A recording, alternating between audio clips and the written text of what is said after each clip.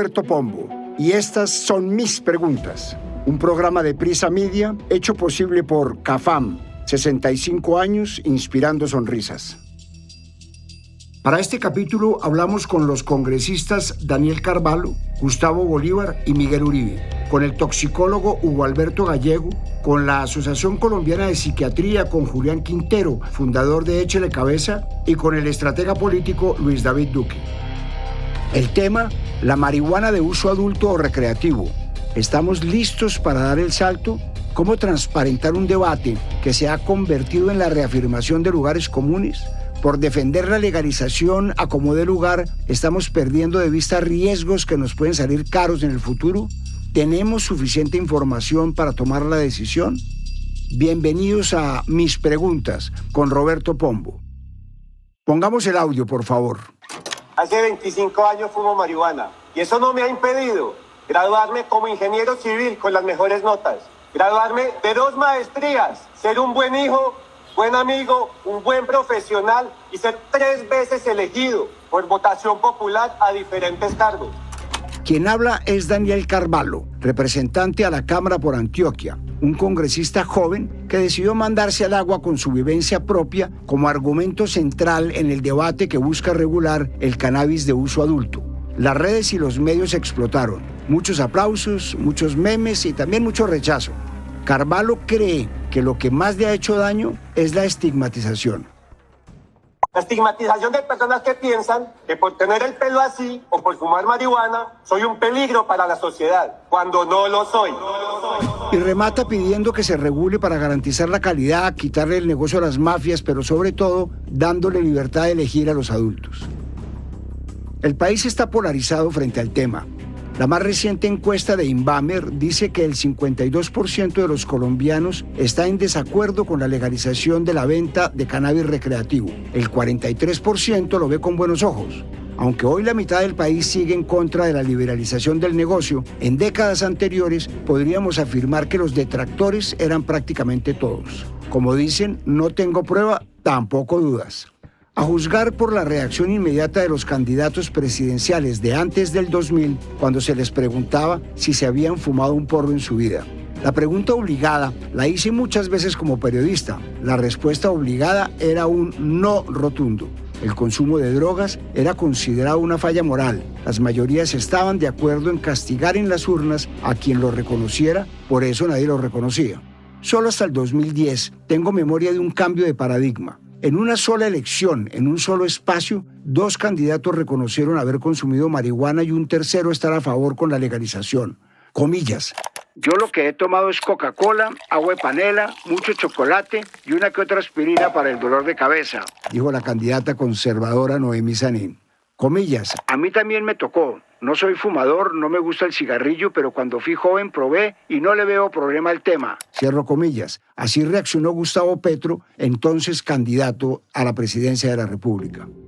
Todos reaccionaron a la confesión inicial de Juan Manuel Santos, quien dijo, comillas, en la época de la universidad, cuando fumé marihuana, como fumaban casi todos los compañeros de las universidades, la probé. Eran otras épocas.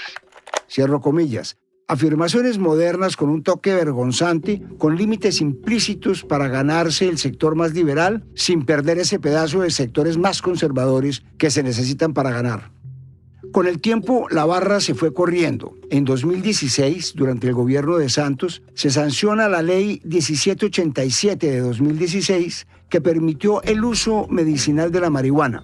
Y se fue corriendo, al menos en la idea política, al punto de que en las últimas elecciones el precandidato del Centro Democrático proponía sustituir cultivos de hoja de coca por cannabis. Reemplazar los cultivos de coca con cannabis medicinal. Ya es legal en Colombia y hay una enorme demanda internacional por este producto.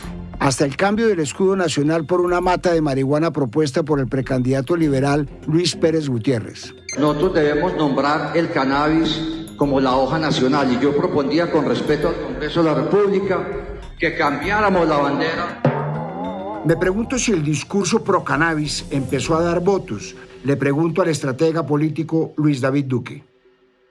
Hola Roberto, considero que no. Una estrategia electoral pro legalización no da más votos. Lo que sí trae más votos es la emoción que esto despierta en las personas. La legalización ha sido una causa cuya opinión sigue siendo negativa. En las últimas mediciones de opinión pública de este tema, alrededor del 70% de los encuestados está en contra de esta medida. La gente vota por lo que lo moviliza, por lo que lo emociona, por lo que le mueve fibras, por lo que le soluciona sus problemas. En el contexto colombiano, lo que la gente está pidiendo son 3 cosas: sentirse seguro, tener oportunidades y poder tener comida en su mesa. Promover la legalización de la marihuana en la mayor parte de la población podría generar un rechazo a la hora de votar.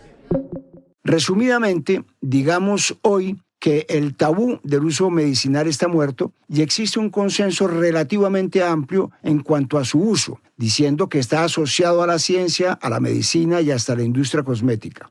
La tensión por resolver está en el uso recreativo o adulto, como le dicen ahora, un eufemismo que tendrá su explicación, pero a las claras la propuesta es liberar su uso sin una justificación médica.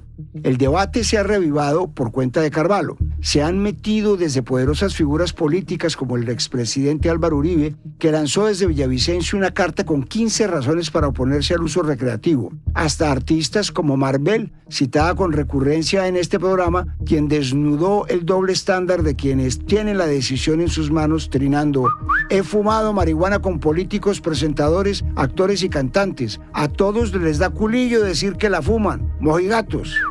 Intento hablar con Marvel para preguntarle si es un tema moral. Me llama la atención su postura, habiendo defendido abiertamente a políticos de derecha que supuestamente estarían en contra de este tipo de decisiones. No consigo su respuesta.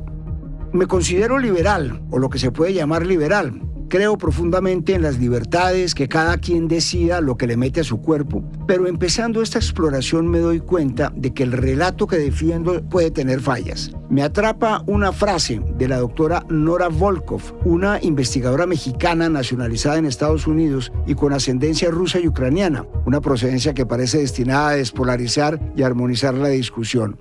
Abro comillas. La gente a menudo quiere decir que el cannabis es bueno o malo, pero en biología nada es bueno y malo, o bueno o malo, hay mucho gris. Dice Volkov, quien hoy hace parte del Instituto Nacional de Salud como directora del Instituto Nacional de Abuso de Drogas. Mi relato y mis creencias, por supuesto, incluyen argumentos como que la marihuana no crea adicción ni dependencia, pero también que produce menos daño que otras drogas, que regularla para uso adulto es quitarle el negocio a criminales, que disminuye la guerra y que disminuye sus muertos, que al venderla sobre la mesa mejora la calidad y disminuyen los riesgos del consumidor, que le entra mucho dinero al Estado vía impuestos y que el consumo no se aumenta. En fin, que la marihuana de uso recreativo regulada es la partícula de Dios. Me permitiré dudar por un rato. Empecemos por lo primero. Aunque en el debate del uso recreativo no se niega que pueda tener consecuencias para la salud, quienes defienden este uso tienden a minimizar los efectos.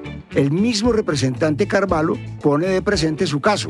La semana pasada, como cada año, me hice 18 exámenes médicos. El doctor los revisó y me dijo que estaba muy bien. Me dijo que tenía que bajarle a la sal, al azúcar, al café y al cigarrillo. Yo le pregunté, doctor, ¿y la marihuana? Me dijo, tranquilo.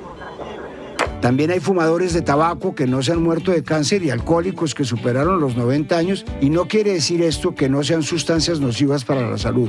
Simplemente las decisiones de políticas públicas y las leyes no deberían apoyarse de experiencias personales, individuales, porque de un lado saldrán unos casos completamente opuestos y del otro, pues lo contrario. No es serio. Le pregunto a Carvalho si considera que una defensa a título personal es un riesgo. Esto me responde. Roberto, estamos absolutamente de acuerdo en que las políticas públicas no tienen por qué basarse en experiencias o en opiniones personales, sino en fundamentos ante todo científicos, y en este caso médicos, sociológicos e incluso antropológicos. En eso estamos absolutamente de acuerdo. Yo en ningún momento mi intervención dije que no había ningún riesgo asociado al cannabis. Lo hay, lo conozco, y de hecho casi todas las sustancias que consumimos tienen riesgos asociados, sean estas legales o ilegales, psicoactivas o no. ahí debe enfocarse el debate y es en conocer los riesgos y en entender cuáles son las condiciones de lo que llamamos un consumo responsable. La intervención que yo hice, donde nunca dije que no hubiera riesgos, estaba respondiendo a un hecho y es que estaban diciendo que quienes consumen cannabis son adictos y enfermos, y en eso sí me pareció muy importante destacar mi experiencia personal para demostrar que como la inmensa mayoría de consumidores de cannabis, mi consumo de cannabis no es problemático. La marihuana sí genera adicción. Según cifras del Centro de Enfermedades y Prevención de Estados Unidos, 3 de cada 10 ciudadanos que consumen son diagnosticados con trastorno por consumo de cannabis, como se le conoce a la adicción de la marihuana. Mientras que en el viejo continente el Observatorio Europeo de Drogas y Toxicomanías reportó un aumento del 76% en las personas que inician tratamiento por adicción al cannabis en los últimos 10 años. Y en materia de adicción a la marihuana y atenuantes, como la potencia de la droga, que ha ido en aumento desde 1975. El dato no es menor y tampoco fácil de promover para una discusión pública. Intento resumirlo. El tetrahidrocannabinol, o THC, es el elemento de marihuana que genera la sensación de estar drogado. Según un estudio reciente publicado en la revista Lancet Psychiatry, se estableció que la unidad estándar era de 5 miligramos por gramo de THC y produce una intoxicación leve para los consumidores no habituales. Por encima de 10 miligramos se podría considerar de alta potencia. Según el profesor Tom Friedman, coautor del estudio, el estudio descubre que los consumidores de cannabis de alta potencia tienen un riesgo 4 veces mayor de adicción que los de baja potencia. Freeman y su equipo en la Universidad de Bath en el Reino Unido también comprobó que la potencia de la marihuana y el hashish, la resina del cannabis, viene en aumento desde hace 50 años. En los últimos 5 años, la potencia de la marihuana ha aumentado 14% y el hashish 24%. Estas conclusiones vienen del análisis de más de 80.000 muestras de cannabis de los últimos 50 años, recogidas en Estados Unidos, el Reino Unido, Países Bajos, Francia, Dinamarca, Italia, Nueva York y Nueva Zelanda. Difícilmente el consumidor y la sociedad tienen dominio de esta información. Le pregunto al doctor Hugo Alberto Gallego, toxicólogo de la Universidad de Antioquia, especialista en farmacodependencia, cómo visibilizar esta información y si es o no determinante para el consumidor. Definitivamente sí es determinante para el consumidor.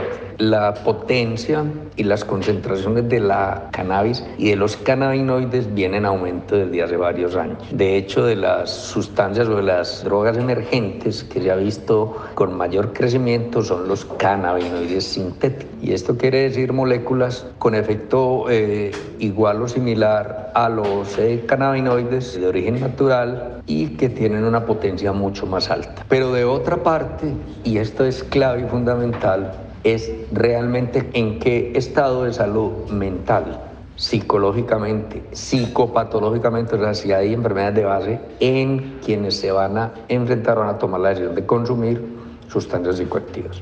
Y otro elemento importantísimo es la maduración cerebral, que se ha demostrado que la maduración del cerebro en el ser humano se da aproximadamente a los 20 o 21 años. Y se ha visto que quienes empiezan a consumir a edades menores de los 20 o 21 años tienen mayor riesgo, mayor vulnerabilidad de desarrollar consumos problemáticos. La legalización de la marihuana para uso recreativo también aumenta su uso. Según el estudio Impactos de la legalización del cannabis recreativo en el consumo de cannabis, un estudio de gemelos discordantes longitudinales, publicado el 24 de agosto de este año, la principal conclusión no es la más alentadora para los que estamos a favor de liberar el uso recreativo. Se calcula un aumento del 20% en la frecuencia de consumo de las personas que viven en estados que legalizaron el uso recreativo en comparación con los estados que no lo legalizaron. Vale la pena traer el estudio completo a la discusión del Congreso. El aumento en la frecuencia también se confirmó en 111 pares de gemelos idénticos. De cada pareja, uno vivía en un estado que legalizó y el otro en un estado que no legalizó. El dato es importante porque estas parejas arrojan estimaciones más precisas en materia causal en la medida en la que comparten la misma genética, un tipo de educación y un esquema de creencias y valores similares. Hablo con Julián Quintero, fundador de Échele Cabeza, quien está a favor de la despenalización de la siembra, producción y venta. Quiero saber si han medido este impacto en Colombia y qué acciones concretas se podrían implementar para evitar un aumento del consumo. El cannabis no se está regulando para que se disminuya el consumo, al menos que se mantenga, no es para que desaparezca, porque esa es la gran diferencia con la prohibición, ¿no? La prohibición y la penalización lo que querían era desaparecer el consumo de sustancias y fracasaron. Estamos regulando sustancias para poder generar unas pautas y unos controles de tal manera que se minimicen y se disminuyan los impactos negativos del consumo de una sustancia que es potencialmente nociva para la salud. Yo creo que lo que hay que hacer en este momento es avanzar de manera paralela en una estrategia muy fuerte de comunicación. A la gente hay que contarle de manera clara cuáles son los riesgos y los daños, como también reconocerle que tiene unas potencialidades y unos beneficios para quienes lo consumen. Pero tal vez la estadística más difícil de abordar tiene que ver con recientes hallazgos que asocian el consumo recreativo con problemas de salud mental. Para el danés Karsten Hjortok, profesor asociado del Centro de Investigación de Salud Mental de Copenhague, hay que dejar de promover afirmaciones como que el uso de cannabis es inofensivo. Según su estudio, la proporción de casos que vinculan el uso problemático de marihuana y la esquizofrenia se ha cuadruplicado en los últimos 25 años. Si en 1995 el 2% de los diagnósticos de esquizofrenia en ese país estaban asociados con trastorno por consumo de cannabis, a partir del 2010 la cifra aumentó al 8%. Aunque no haya un consenso científico sobre el estudio y el mismo profesor Hjortok promueve que sus hallazgos sean replicados en otros países para encontrar patrones concluyentes, sí está seguro de que sobre todo el cannabis de alta potencia está asociado con la esquizofrenia. En palabras de Tyler van der Velde, profesor de los departamentos de epidemiología y bioestadística de la Escuela de Salud Pública T.H. Chan de Harvard, el trastorno por consumo de cannabis no es responsable de la mayoría de los casos de esquizofrenia, pero es responsable de una proporción cada vez mayor y no despreciable. Esto debe tenerse en cuenta en las discusiones sobre la legalización y regulación del consumo de cannabis. Le pido audios al psiquiatra Tito César Quintero, magíster en drogodependencias y miembro de la Asociación Colombiana de Psiquiatría. Quiero saber qué están haciendo para incorporar estos hallazgos en el debate. En la Asociación Colombiana de Psiquiatría tenemos un subcomité de adicciones donde nos reunimos para organizar actividades relacionadas con la prevención del consumo de sustancias. Respecto a la marihuana, las principales alteraciones mentales que se presentan son dos. La primera son las alteraciones en las funciones cognitivas, es decir, problemas de memoria y de atención. Y la segunda es la posibilidad de desarrollar un trastorno psicótico, como lo es la esquizofrenia. Por supuesto, no todas las personas van a desarrollar estos trastornos, así como tampoco todas las personas desarrollan una dependencia. Pero lo que sí es evidente es que en la sociedad hay una disminución en la percepción de riesgo, es decir, se está considerando a la marihuana como inofensiva y eso no es cierto. En personas jóvenes y en personas que tienen factores de riesgo, como por ejemplo tener una enfermedad mental previa, puede tener consecuencias graves, tanto físicas como mentales. Saliendo de temas asociados a la salud, debemos explorar temas de mercado. ¿Qué pasa cuando se establece la marihuana legal? ¿La ilegal desaparece o sigue compitiendo por el mercado? Uruguay, que fue pionero al legalizar desde 2013 la producción, distribución, comercialización y consumo para uso medicinal y recreativo, ha tenido reveses que podrían aportar a la discusión en Colombia. En ese país, la ley ordenó el registro de todas las personas que quisieran consumir legalmente en una base de datos. Para obtener el permiso, hay luego que registrarse. Y después de tener el permiso, se dispusieron 3 métodos para acceder al cannabis. Un ciudadano puede sembrar hasta 6 plantas en su casa o pertenecer a un club de producción hasta con 45 miembros y con un máximo de producción de 99 plantas o comprar en farmacias autorizadas. Los resultados a 2019, solo el 1.3% de las farmacias obtuvieron licencias, solo el 27.3% de los consumidores recreacionales lo obtienen por vía legal según la encuesta nacional del Observatorio Uruguayo de Drogas. En Estados Unidos la palabra clave es negocio y está basado en licencias a grandes productores. La marihuana, tanto medicinal como recreativa, ha sido un éxito absoluto de taquilla. 16 estados más el Distrito de Columbia entraron en la onda de la legalización medicinal y recreativa. En 2017 la industria facturó $8.000 millones, 11.000 millones en 2018 y se calcula que llegue a 25.000 millones solo de consumo recreativo para 2025. Es evidente que es un gran negocio a pesar de que la compra ilegal sigue siendo alta. Por otra parte, la opinión positiva frente a la legalización en todo el país parece estar saldada. Según una encuesta de Gallup, el 68% de los estadounidenses está a favor. 20 años atrás, la cifra escasamente superaba el 30%. En cuanto a cifras de adquisición por canales legales, aún falta un camino por recorrer. Datos estimados de New Frontier, firma especializada en el sector, menos del 30% de los consumidores adquieren su marihuana por fuentes legales. Por su parte, Canadá, que se sumó al grupo de países pioneros en 2018, podríamos decir que tiene un enfoque de la legalización más asociado a la protección de los menores.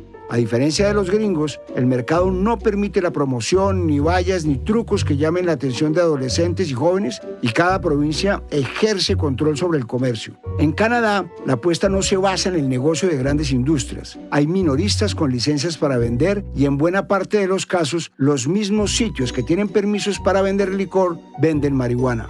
Durante el primer año, el consumo general tuvo un ligero aumento del 2%. Y según datos del gobierno de Canadá, el año pasado el 37% de los consumidores declaró que siempre consigue el producto de manera legal.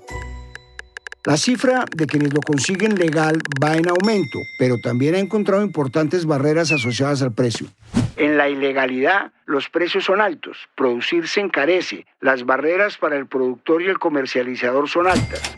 Una vez la ley quita las restricciones, persiste un mercado ilegal que no quiere pagar impuestos y ofertar un producto más barato. El consumidor queda con dos opciones por elegir. En 2020, en Canadá, el gramo legal se conseguía a $9.51 versus gramo ilegal a $6.51 canadienses. Es decir, producto ilegal 51% más barato. La compra que antes se hacía por necesidad al precio que fuera, ahora se hace por economía y esto también se ve reflejado en Estados Unidos. En Uruguay el precio lo fija el Estado para ir compitiendo con el mercado negro. Hablo con el senador Gustavo Bolívar, quien radicó el proyecto de ley que pretende regular el uso y comercialización de la marihuana, y le pregunto, ¿cómo quedó en el proyecto los impuestos al cannabis y si considera que un alto precio no podría ocasionar lo sucedido en Canadá? Debo decir que hay dos proyectos andando con relación a la regulación del cannabis recreativo. El primero es uno que entró por Cámara, que quiere eliminar el parágrafo del artículo 49 que prohíbe el uso de sustancias psicoactivas en Colombia. Pero ese proyecto es un acto legislativo que no le da marco, digamos, jurídico a la operación, al cultivo, a la venta, a la distribución del cannabis. Entonces nosotros presentamos otro proyecto alterno que van de la mano juntos para darle este marco jurídico. Entonces, en el segundo proyecto, que es el que estamos presentando nosotros, sí estimamos que hay unos impuestos que recoge el Estado y es básicamente la teoría de quitarle el negocio a los narcotraficantes y pasárselo al Estado, como está sucediendo hoy en Uruguay, en Canadá, en ya 21 estados de los Estados Unidos. Sí hay un conflicto ahí y es en lo que tenemos que tener mucho cuidado los legisladores, en que el precio de la marihuana en los dispensarios no vaya a ser más caro que en la calle, porque obviamente ahí sí no estaríamos haciendo nada. El mercado negro continuaría y el narcotraficante seguiría en poder del mercado. Nosotros lo que queremos es que sea más barata, pero además que sí tenga un enfoque de salud, que sea de más calidad, que no tenga aditivos químicos, es decir, en la mata como la envía la naturaleza. Y le hago la misma pregunta a Miguel Samper, presidente de Azocolcana. Roberto, como competir con los precios de un mercado ilegal es supremamente complejo, yo considero que hay que formar al consumidor. Pongamos el ejemplo de una comida, del sushi. Uno no va a ir a comprar en un callejón oscuro pescado crudo porque no sabe cuál es el contenido, no le dan información, no sabe en qué condiciones de salubridad está. Lo mismo debe ocurrir con el cannabis. Es un producto que debemos garantizarle al consumidor que tenga la información necesaria para que adopte las decisiones que lo conduzcan a buscar calidad y condiciones de salubridad y así competir contra el mercado ilegal. Legalizar no significa promover. Es una de las frases que repetimos los que estamos en favor del uso recreativo. Sin embargo, casos como el español son alarmas que debemos encender tempranamente. Según la encuesta de enseñanzas secundarias en España, Studes, para 2021 el 18,2% de los alumnos entre 14 y 18 años que no han probado marihuana declaró que lo haría en caso de que fuera legal. La cifra viene en aumento con relación a versiones anteriores de la encuesta. En 2016, el 12,5% y en el año 2019, 15,4%. La legalización debe contemplar el potencial aumento en la base de consumidores. Finalmente, quiero tocar un último punto para la reflexión: la relación entre la legalización y la disminución de los delitos.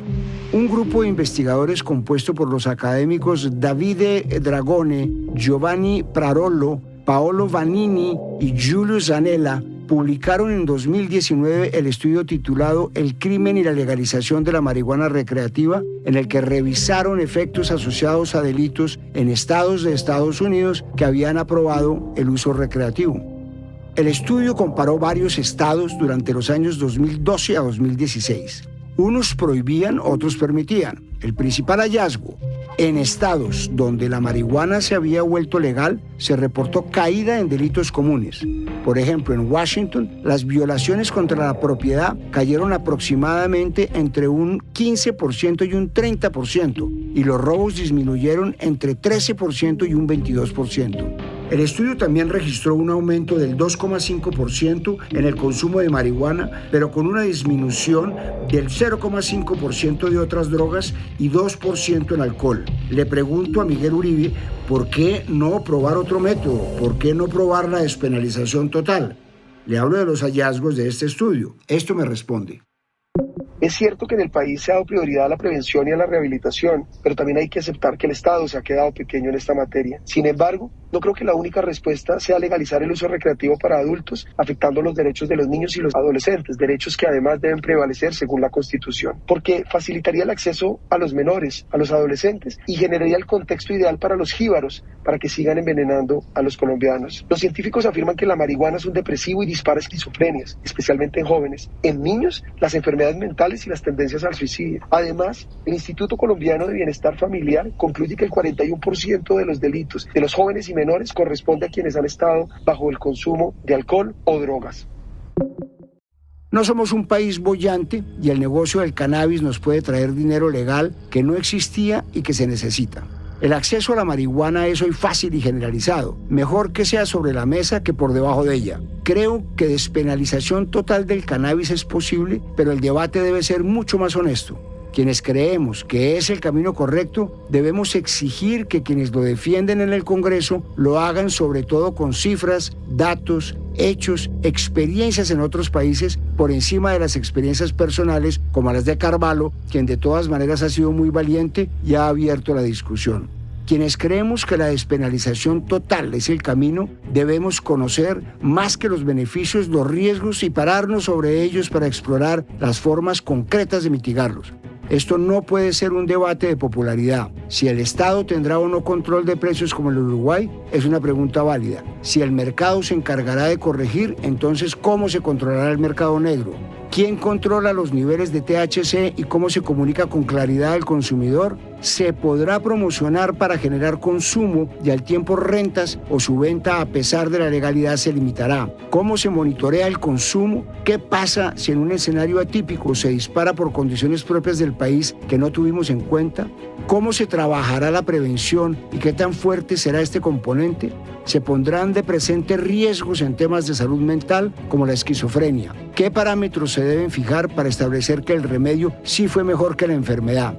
Muchas preguntas que requieren respuestas honestas de los actores que tienen esta tarea en sus manos, más aún si son, como dice Carvalho, buenos amigos, buenos hijos y buenos profesionales. Soy Roberto Pombo y este fue el 10º capítulo de Mis Preguntas. Nos escuchamos en un siguiente capítulo. A partir de este momento, este capítulo de Mis Preguntas queda disponible en todas las plataformas de podcast. Este episodio fue posible gracias a CAFAM, 65 años inspirando sonrisas. En la dirección, Roberto Pombo. Producción general y guiones, Juan Abel Gutiérrez. Asesor editorial, Daniel Sampero Espina. Investigación y entrevistas, Amalia Londoño. Producción de campo, Manuela Garcés. Dirección de sonido y postproducción, Daniel Murcia. Edición de sonido, Juan David Sarmiento y Diego Canastero.